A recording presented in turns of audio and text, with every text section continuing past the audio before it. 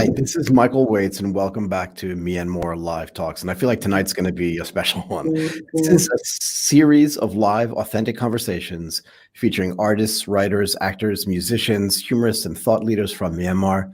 And the mission of MYANMORE Live Talks is very straightforward and simple. We want the rest of the world to get to know the most inspiring people in Myanmar. And today, we are honored to have one of them with us, Myat Mon, the general manager of Chatrium Hotel, Royal Lake, Yangon. I think I messed up your name. I'm really sorry. You did.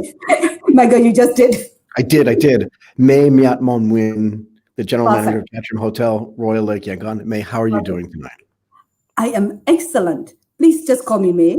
Michael, how are you? I am super. Can you give our viewers just a little bit of your background for context? You mean who I am or what I do? Or what I love?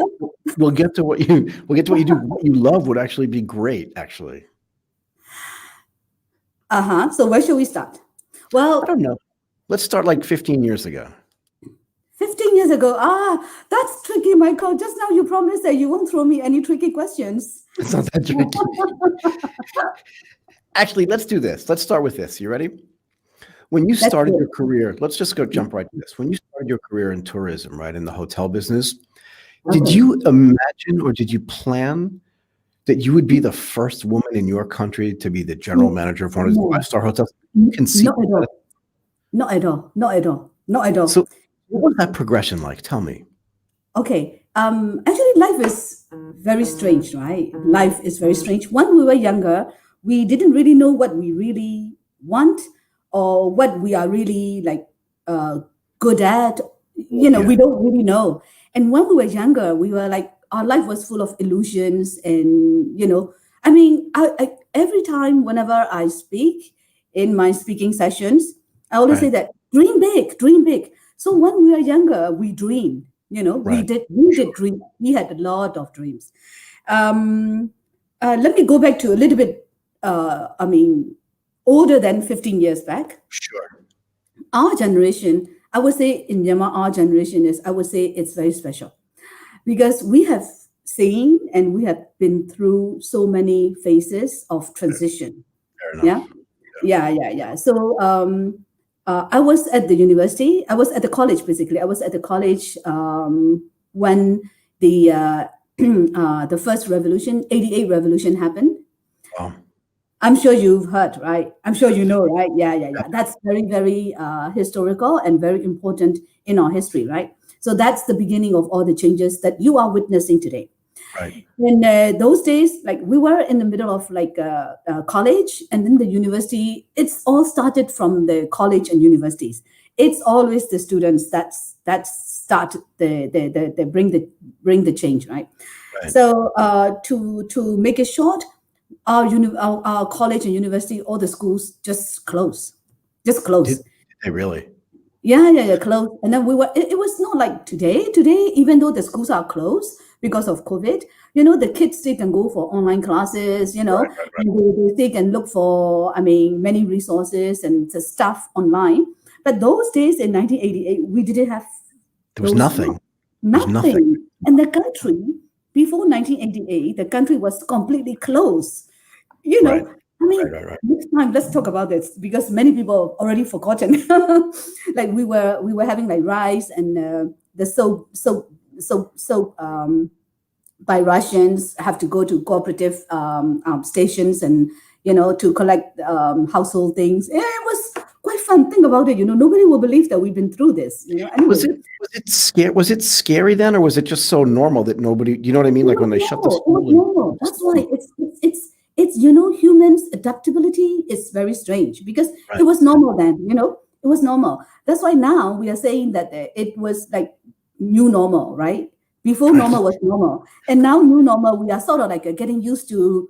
The situation with COVID situation, and then everybody is aware, making sure the hygiene is 3 or 4 times better, and all the time you have to wear masks. You got to so it's getting normal, and how this is super that human can adapt so easily and so fast into the environment. It's for survival. Yeah. Sorry, I'm jumping back and forth. No, it's okay. I mean, I agree with you. The look, I grew up really poor, right? But we didn't know we were that poor because everybody around us was poor. It It just was seemed normal okay. to us. Yet it Yeah, didn't. It doesn't matter to me, right? It yeah, doesn't it was define me, okay. and it doesn't. I don't care. But it's the Uh-huh. same thing when we look from the outside of Myanmar or any other country about which we do not know. We Hmm. put our own feelings onto the people that are there, right? So Indeed. since Indeed. it's since it's sort of fearsome to us, we just presume that everybody there is scared as well. And yet, you're right. People just go about their day-to-day lives like And it's normal. nothing, life goes on, and then people, I mean, we have to live our lives, Yeah, right? Yeah. yeah, So, back to my university time, then the school, our university were closed, open, close, open. So I started working rather young, ah, yeah, without, before having degree, because the school were closed. I think the years accumulative, the years were about 3 to 4 years if we accumulate those periods, because it was so much unstable. So right. once you open the school, it was again, there. Demonstrations happen, and then they have to close again, then again open. It was very exciting. And then again, like my generation, we are glad that we have witnessed and we have participated. So Yeah, we are sure. part of it. We are part of the history. Um, so I started rather young. So those days, like before you are like graduated, if like you went for a job application, let's say, and they ask you, do you have any work experience? No, Oh, no, how of course you could don't. I? Wow. Okay, what can you do? No, Right. nothing, because I'm a Nothing. student. Nothing, nothing. Okay, what are you good at? I'm not sure as well. I'm not sure. Those days. So, I took at the university. I took English language and literature. I love Right. literature actually. Yeah, I mean, I grew up with Shakespeare and Paulsbach and Hemingway. It's really I love literature. But quite some time that I could not read Did you have access? literature. Did you have easy access back then to English literature? It was like a syllabus in the syllabus. I Okay. mean, and also there are libraries. We can go to national libraries. At Yeah. the university. I think our university library is one of the best, probably. But Right. it's too bad that nowadays, the books and people read less nowadays. But I know. those days, yeah, the university library is really, really brilliant. It was the treasure. So Was that a big benefit for you to be able to speak English? I'm sorry.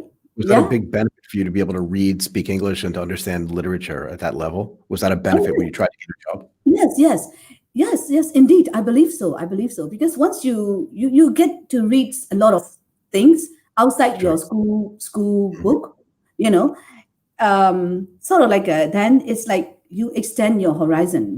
We go to library and you started to read all these books in English because Mhm. originally you need to sharpen your language skill, but then again you are drawn into the contents and drawn into the stories of of different stuff. So I think it's very good, and the literature itself is like Shakespeare. He describes so well about like human nature. You know, Mm. so I mean, is for me, I really appreciate. So those days, um, once I was learning English, I really did think that my dream was to become a diplomat. Oh, wow. You know, Yeah, I thought travel the world, go to different places. exactly, exactly, exactly. I wanted to Right. be a diplomat. I wanted to be a woman ambassador. Mm, Those mm. things, a lady ambassador. I couldn't remember what had inspired me. I couldn't remember, but I remember that was what I had been dreaming. And after watching some like international news, I saw the reporters, with the camera. I thought, oh, I want to be a reporter again. I want to be a news lady. So that was when I was like much younger. Yeah. Then before we get the degree, we were like back and forth of school. Then I was in the it's called Myanmar Computer Center, I think MCC. That was Okay. very early. I think that was in 1989, perhaps. It was very, very early. So it's like computer training school. But then the principal and the owner, he is really like, his name is Sia Uten Weao, and I'm so much indebted to him. And in his class, I thought I cannot, I don't know how to do computer, So I took this secretarial course. Right. And it's not only like taking short notes, or it's not only translating, it's not only like making meeting minutes. He also taught about like business management, office management, and also like international trade and all this. So I was so much like, inspired and interested, and yeah, very keen. And I forgot about diplomats, being diplomat, Being a reporters, and reporter. all. I was in the business, but somehow I want to be in the business. I want to be a business lady. Hmm. Why do I feel like we could spend the next hour talking about Macbeth and King Lear, or like The Old Man and the Sea? Let's do that. Let's do that. Call me again. I feel like we could do that. So, it's just such an amazing story. So do you look back on that time and think, because you said this before, like you were there, but you were also part of the change. I agree with you. It's just like in the United States, all this stuff bubbles up on college campuses, right? Which is why they close the campuses, because they don't want students starting some kind of Together. revolution, Exactly. Yeah. right? When you look back, do you just think, wow, I was a part of that? Yes. Yes. I mean, that's amazing. I'm very glad. Yeah, I'm very glad I was part of it. Yeah. So I just feel like there's so much to talk about this. I want to get back a little bit to the work side, right? Because I want to talk a little bit about tourism as well and educate people about this. Are there things now that you are? The progression to me is amazing. But now that you are like one of the most prominent people in the tourism business, what are the things about being a hotel general manager you think that would surprise people? Is there like a social aspect to this that people don't understand? Like I always feel like you're really busy. What is the things that people wouldn't understand or don't know yet? Yeah. I mean, I think people from outside look at hotel industry, or the people in the hotel hospitality professionals, because they are always like well groomed and then polished. Right, But very. actually it's really hard work, at the back. Hotel Yeah. is like like a factory, It's like a factory. It's like a plant. I mean, you see the receptionist, our guest service staff, the waiters, they are very well groomed and then very well trained, very well polished. But the backstage, the backstage is big job. The backstage is a big job. So just guests, check in, just stay a few nights and check out. I mean, that's what the the audience see. Right. That's what they see. But to play this part, the backstage, the backstage has to do a huge job, and it's a lot about planning, organizing, motivating. Right. A lot of things involved. So I was like, I think that was in 1994, perhaps. No, I think it was in 1994, something like that. Then the one of the very first international hotel called Sami Park View, they opened in they were about to open, so they have a they were recruiting. So I was looking at it. What is it like working in a hotel, international hotel? Because I was quite confident that I can speak English pretty well, probably better than some of the people, So I thought maybe maybe at least I can speak English with in the environment. Right. Then I found this like it's I mean like what I say is it's like a factory, it's a plant, right? Right. Yeah. I mean, the audience see only a very short moments. It was only short moments. You come and dine, you ate and you left. But there's a lot of things at the back. And that's really, really fascinated me. And since then, I have learned different areas, sales, marketing, operations, guest relations, reservations, every area. And the more you learn, the more you are drawn into it. Sure. You can't get out. You can't get out. Once you think of, I want to get out, it's too late. You are already too much into it. And of course, like once you advancing the career, Right. it's just like pyramid, right? On top is you have only a space for a few people.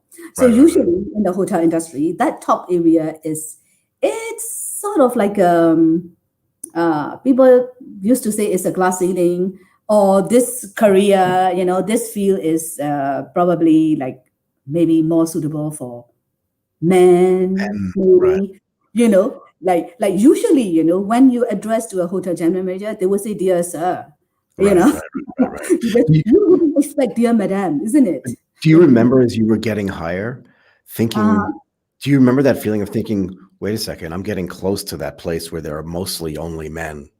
How do I get yeah. into that? Because it was a club. It's a club. No matter what industry you're in, the higher you get, the more clubby it gets, right? If they're your friends or you get along with them, it's easier to get in, Yes.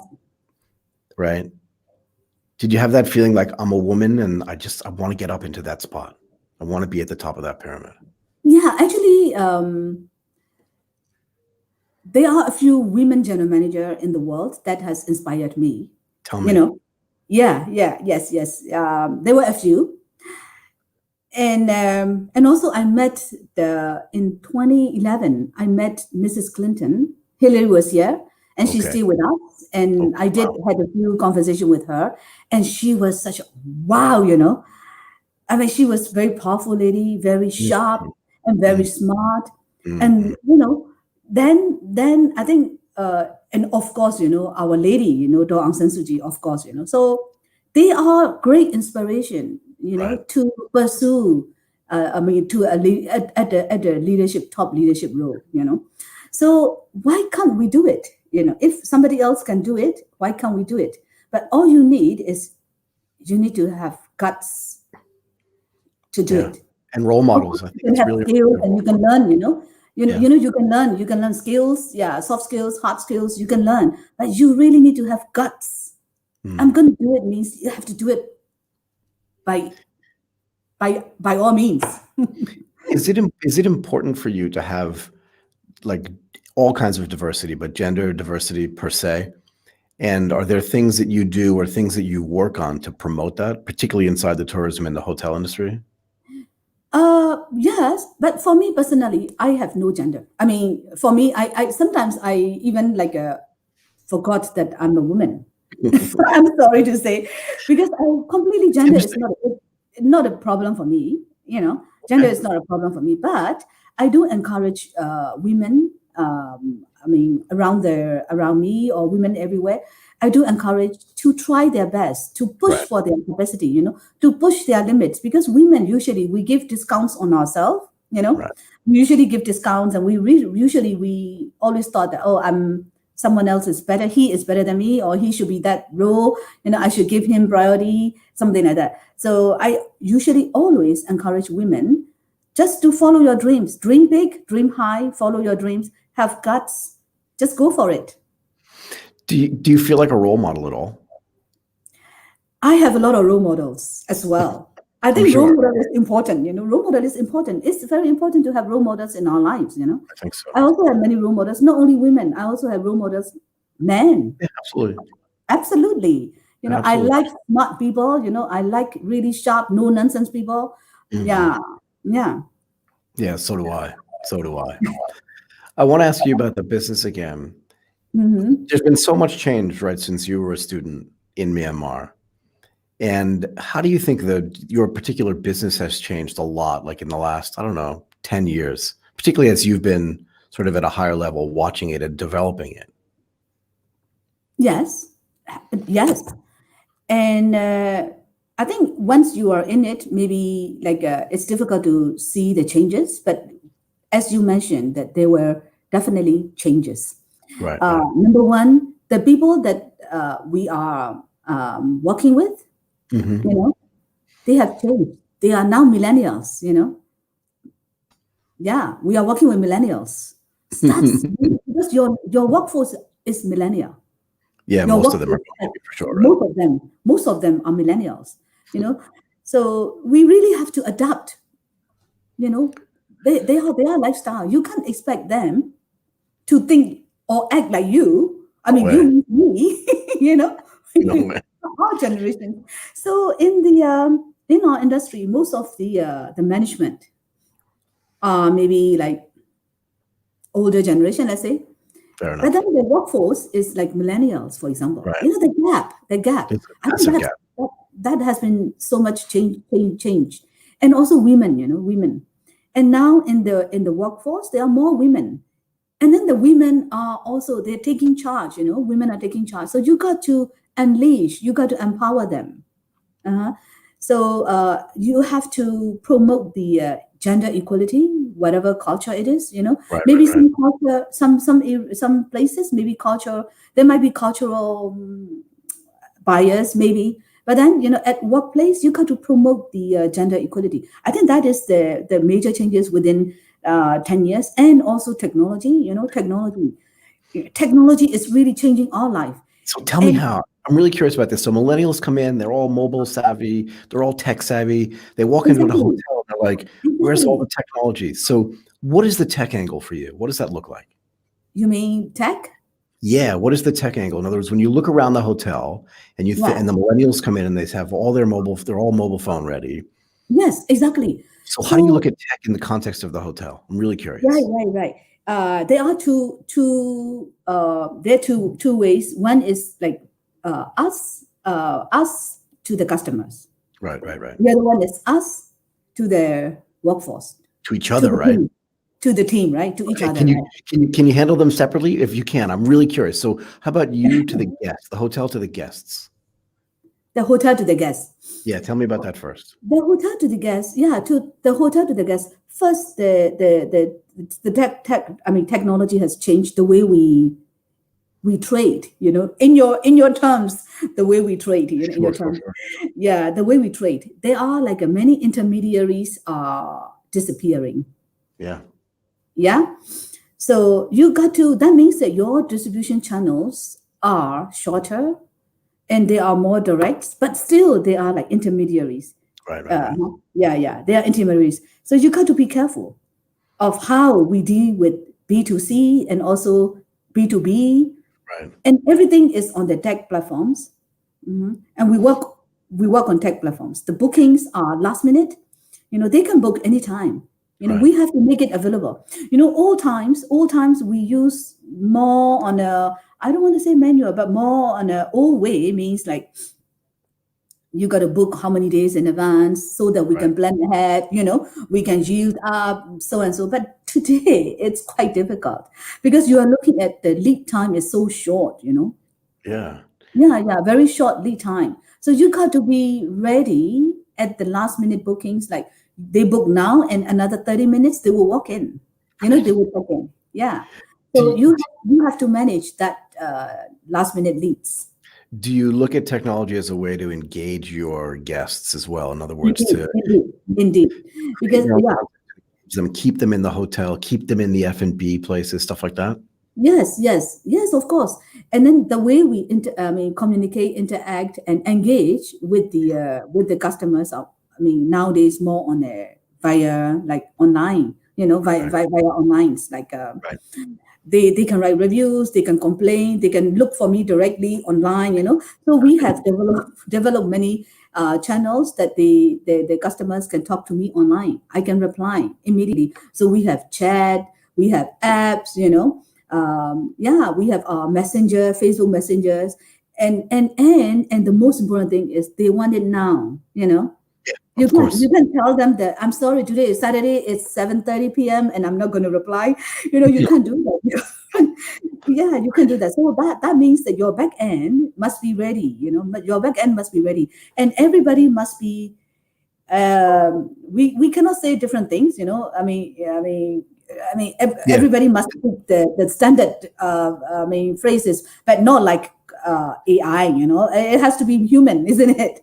Right, right, right. So it Yeah. has to feel like a human interaction, but everybody has That's to have the right. same message and be on the Yeah, same yeah, page. yeah, yeah. That's Be right. Same consistent, flow, same tone. Yeah. So it's quite challenging, but it's also having fun, because like I mentioned, our workforce nowadays is like more younger generation. They Sure. are quite savvy. They are mobile. They are always using, the phone. So it's perfect for them. Right, right, right. Yeah. And also the other way is like the way we interact with our colleagues, our team, our staff. I remember Right. those days, maybe 10 years ago, our communication is by internal memos. We have to type it, we got to print out, we were put in an envelope and then sent to each department. Nowadays, we don't do that anymore. I can't even remember those days that we did like this. And nowadays, it's all from the chat groups and also by online through our apps. And then you don't have to wait for like 30 minutes for reply. I ask something, immediately there is a reply, Right. fix the problems. That's it, done immediately. So I think things have really changed. Do you think about, so at a five-star hotel, right? As every year passes, guests get more and more, what's the right word? Their expectations get higher and higher, Yeah, right? I know this because I've stayed at nice hotels, and every year I go back and I'm like, it should be better than it was the previous year. indeed, But indeed. one of the things that tech allows you to do, and I'm curious how you think about this, is, and people are talking about this a lot now, is personalization. So that my experience is not exactly like even the people staying in the room next to me because I'm different than they are. Do you think that there's a way to use tech to personalize that experience inside the hotel? Again, Michael, can you repeat Sorry. again? I think about personalization a lot, right? So in other words, if I'm staying in room 11 and someone's staying in room 12, even if we're on the same floor at the same hotel, there's an expectation that the engagement that I get should be different than the engagement that another person gets. Do you think about how to use tech to do personalization at all? Oh yes, yes, of course, of course, of course. Like the same thing. Like we have for us, like we have developed an app that's we can do in person. I mean, in person. I can chat with you right now. I can talk with you. Yeah, Tell that me. means that it's so personalized. You can Yeah, you yeah, can yeah. talk to us. You can talk to us anything you want, and then we can be interacting. We can be engaging. So I mean, you can ask anything, but also like from our side, we call it local experts. Yep. Our team, our staff are local experts. So that's where we can give you a more inside information about what is happening in the country, what is happening in the city that you are living, not only beyond the hotel. Of course, you are in the hotel, we make sure that you get all the information. We will have it on your TV and we're going to have it everywhere on the table, everywhere on the app, Right, But right. we can also give you like tips of like, if you are a businessman or you are from a, let's say, oil and gas company, probably, our team can give you maybe tips and local informations about might be your interest. Yep. Can you Yeah, talk that to me? Can you talk to me a little bit about like what are some of the most exciting things that I can do in Myanmar? Maybe just like one or two things that you think are super exciting that people may not know about yet. people may not know about yet. I would like to take you. Please. I To where? would like to take you. Not to our YSX or not to learn our capital market. Now you're just making fun of me, which is all No, a no, good no, fun. no. That you can do during the your business meetings about Right. Myanmar's capital market. Yeah, yeah, that would be really great. Come to us, and then maybe you can help us with the growing our capital market. Let's see. I would love Yeah, I to. would like to take you through our rivers. Yeah, I'd love to do that. Yeah, the rivers are bloodlines. Our rivers are bloodlines. What does that In mean? Myanmar, we have like Ayawadi River. We even call it Mother Ayawadi. We put Yeah, yeah. mother. The country also we say this is mother Myanmar. I mean Myanmar Naga means mother Myanmar. Mhm. Ayawadi, we always call it Mother Ayawadi. Mhm. From the mainstreams, there are like many small rivers, small river streams that's giving life. Our country is still is agriculture country, still giving life. Right. To many places, right? So I would like to take you to not many that is not many people know yet. Not on the luxury river cruise. I would like to take you on a local river cruise, That's better for me. a smaller river boat. I would like to take you to the rivers and see how the local life, like fishermen, the That's my local favorite thing to jetties, yeah, local jetties, and how uh, I mean, the traders, the boats, the cargo boats were doing like, I mean, going, I mean, from towns, village to village, towns to towns. Right. It's really interesting. Yeah, I would like to take you for rivers, to explore our rivers. It's I'd love to different do from it. Chokya River, by the way. So I'm glad you said that, right? So one of my philosophies when I was younger and I used to travel a lot, when I used to go on vacation, was I wanted to stay at a 5-star hotel. But when I left the hotel, I didn't want to go on a 5-star cruise. I wanted to go on just like a local boat and try to figure out what the local life was like. Because to me, if I just went from a 5-star hotel to like McDonald's or to Chanel to shop, like, then I learned nothing about the country that I'm visiting. But if I get on the river, get on the boat, and go literally weave in and out of these little villages, that's when I learn something. That's when I feel like I have a real experience. And that's why I traveled. I didn't travel to be comfortable during the day. I want to be comfortable at night, right? So that I completely understand, if that makes Yes, sense. yes, yes. Even around Yangon, I can take you to the dockyards, the shipyards, the shipyards where the small fishing boats and even the ocean liners are docked. They are all locals. It's very, very interesting. It's just about half an hour trip from Yangon City. Right. I was only in Myanmar once. It was a long time ago. I think it was 1990. I want to say 1998 or maybe the beginning of 1999. I literally crossed the border and just hung out in a little town there and then crossed the border back into Thailand. So I walked over the border from Thailand, gave my passport to the immigration officers. They kept my passport, by the way. Yeah. I walked around the little town.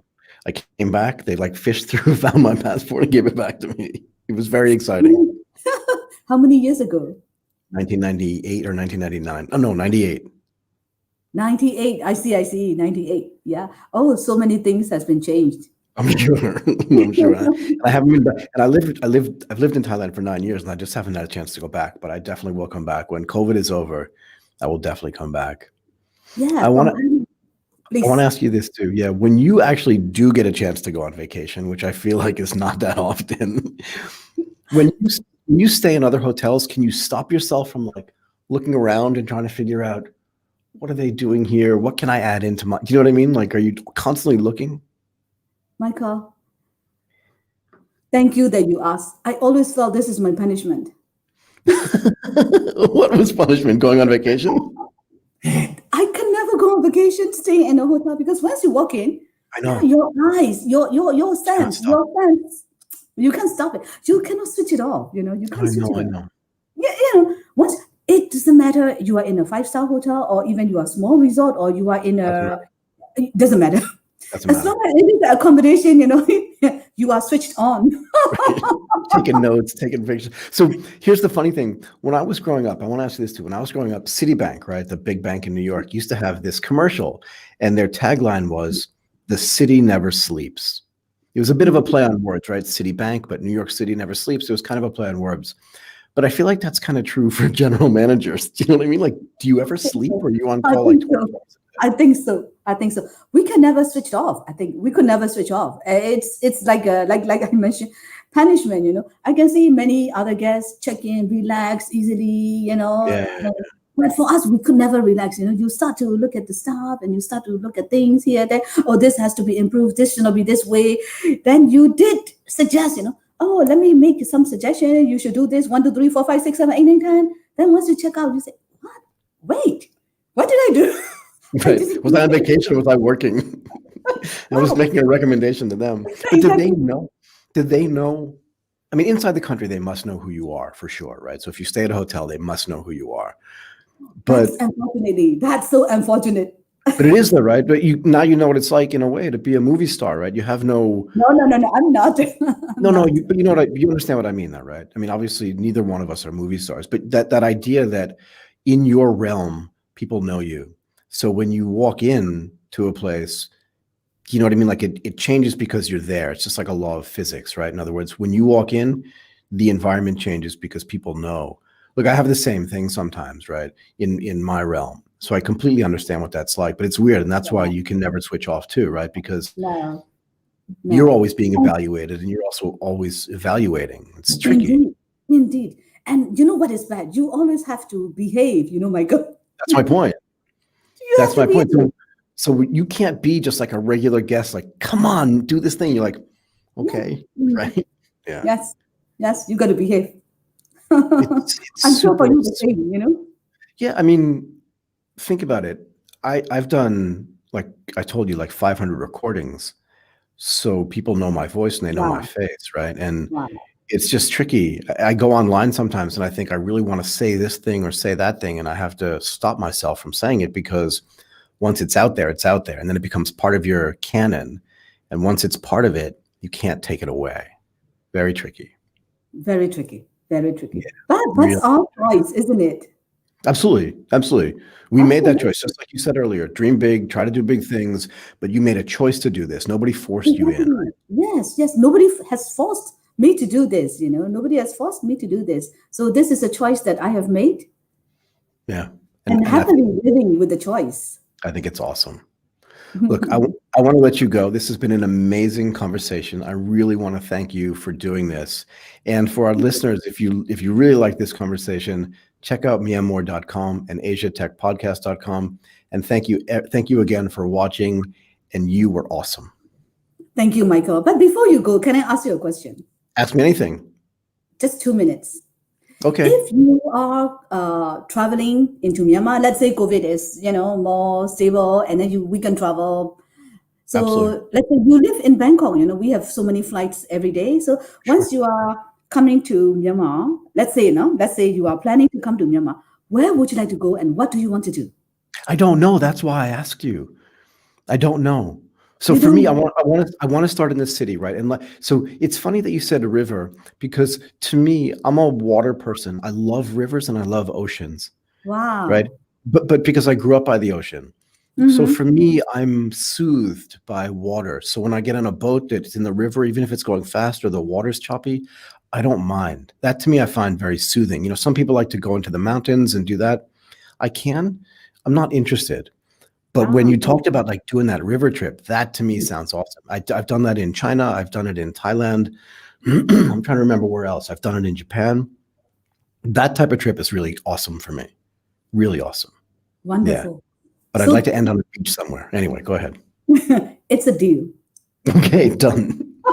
It's a deal then. Done. Thank you. Looking forward to welcome you to Myanmar, Michael. I cannot wait to meet you in person. It's really lovely speaking with you. Thank you Thank so you much. very much. Okay. Thank you.